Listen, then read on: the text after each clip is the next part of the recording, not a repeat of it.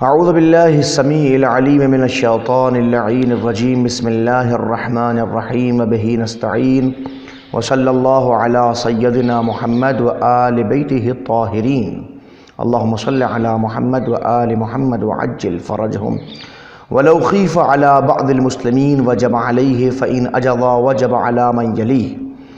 گفتگو طلاب عزیز ہماری یہاں تک چل رہی تھی کہ مصنف علیہم الرحمہ نے جو لفظ استعمال کیا ہے وہ یہ ہے کہ وَيُخْشَى مِنْهُ عَلَى بَيْضَةِ الْإِسْلَامِ، جب اسلام کے بیضے کے اوپر، اسلام کے مرکز کے اوپر کسی قسم کا خوف پیدا ہو تو اس وقت جو ہے جہاد واجب ہو جاتا بغیر اذن امام کے، بغیر نائب امام کے اجازت کے۔ ہم نے اس بات کو کہا تھا، مصنف علیہ الرحمہ نے کہا تھا کہ یہاں جو مصنف علیہ الرحمہ نے قید لگائی ہے اس قید کی بنیاد پر یہ بات سمجھ میں آتی ہے کہ قید جو ہے وہ یہ بیان کر رہی کہ یہ خوف کافر کی طرف سے ہو، اس لیے کہ ظاہر ہے کہ مسلمان کی طرف سے خوف واقع نہیں ہو سکتا۔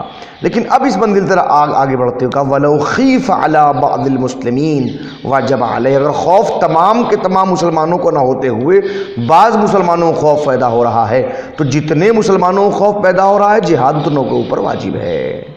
لو خیف علی بعض المسلمین، خوف بعض کو ہو رہا ہے بعض کو نہیں ہو رہا ہے۔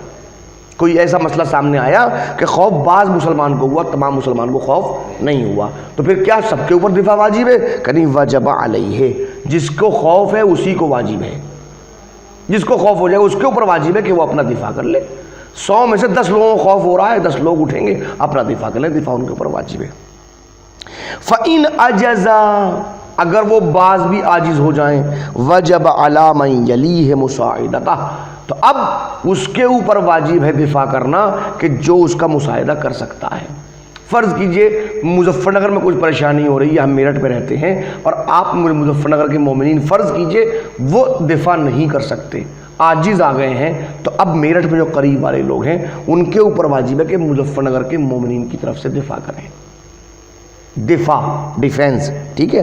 فَإِنْ أَجَزَ الْجَمِيعُ، اب سوال اگر سب کے سب دفاع کے عاجز ہو جائیں، جتنے لوگ ہیں، وجب علی من بعود، تو یاد رکھیے اس کے اوپر واجب ہے جو بہت دور رہتا ہے۔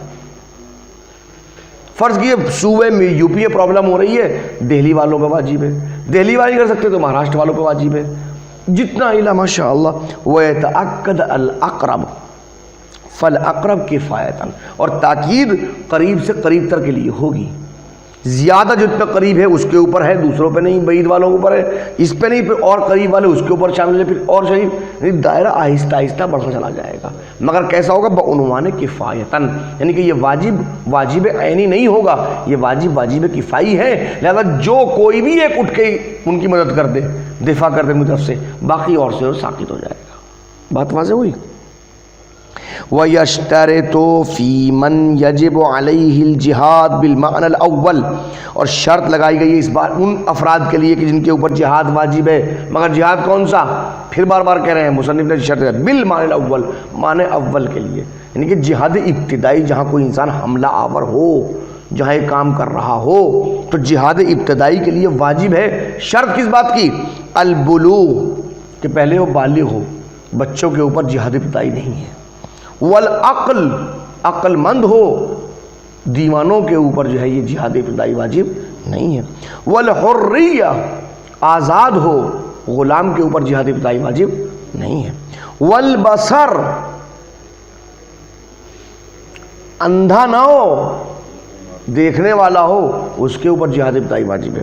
والسلام من المرض، اور مرض سے سلام، یعنی اگر بیمار ہے تو بیمار کے اوپر جہاد ابتدائی نہیں ہے۔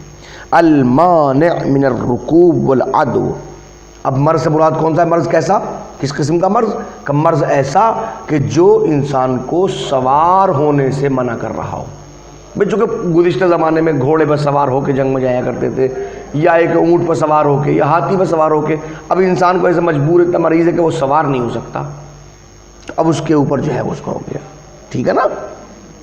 العدو بفتح العین، عین کے فتح کے ساتھ میں آ جائے گا، سکون دال اور واو مخفف ہو جائے گا، ادا یادو ادوان ادوان سے، یعنی کہ جو انسان جو ہے وہ جاری ہو رہا ہو، تیز چل سکتا ہو، رقص کر سکتا ہو، دوڑ سکتا ہو، ادو میں دوڑنا، تو ایسا مرض المان من الرکوب، جو سوار ہونے سے پریشان کر رہا ہو اس کے اوپر نہیں ہے، اور جو کوئی بھاگ نہ سکتا ہو، دوڑ نہ سکتا ہو.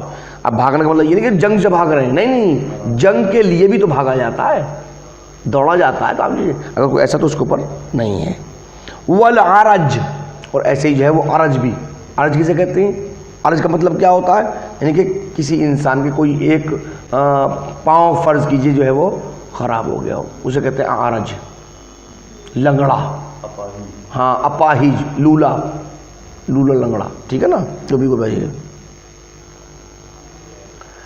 ٹھیک ہے. البالغ حد الاقعاد، یہ عروج جو ہے عرج اتنا ہو کہ وہ حد اقعاد تک پہنچ رہا ہو، قعود کی منزلوں پہ انسان کو لے آئے، بٹھا دے، اٹھنے کا ممکن ہی نہیں ہے.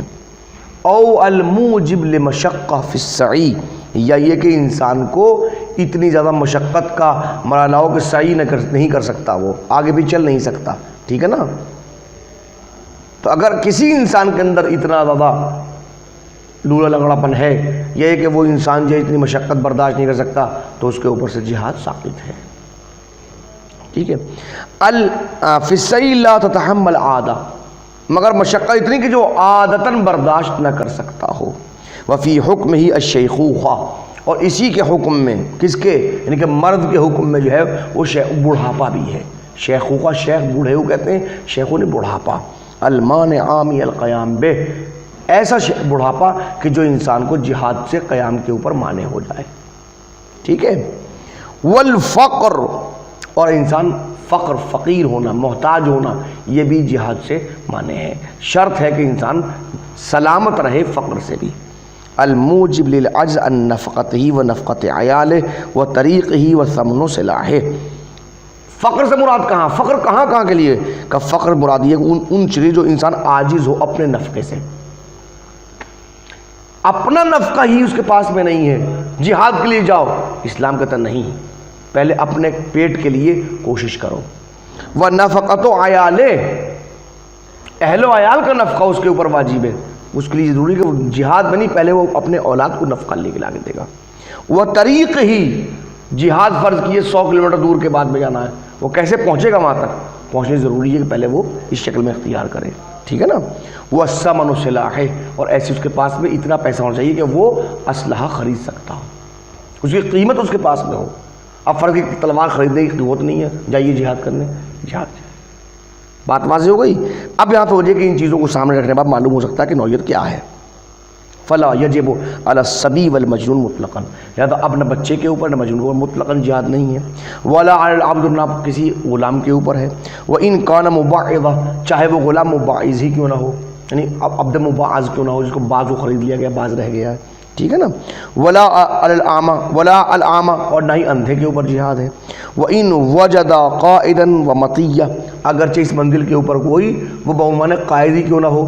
ٹھیک ہے نا. بہمان مطیہ نہیں، یعنی کہ اعمى جو ہے مرکوب ہی کیوں نہ ہو، سوار ہے کسی چیز کے اوپر، اس کو نہیں کر سکتا ہے نا بلی. ٹھیک ہے نا.